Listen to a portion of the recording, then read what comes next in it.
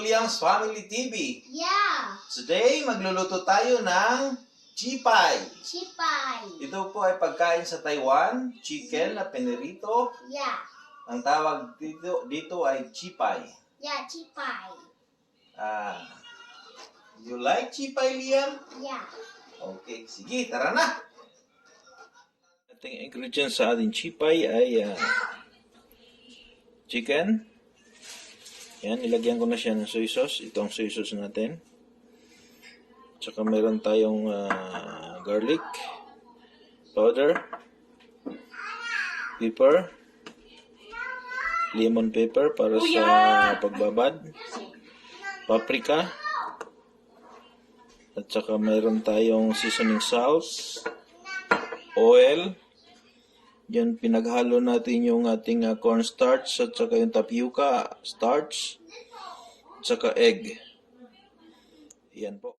Yan, hiwain natin para lumapad siya.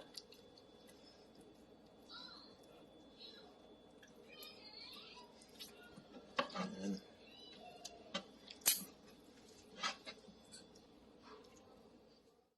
Yan.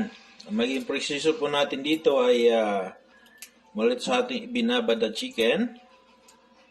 Lagay natin dito sa ating egg.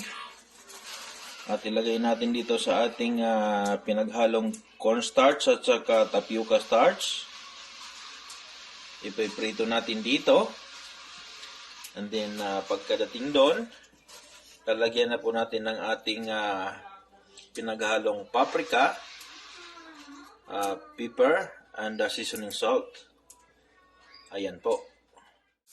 Ayan po ang aming chipay. Yan. Sarap niyan. Para ka lang nasa Taiwan yan.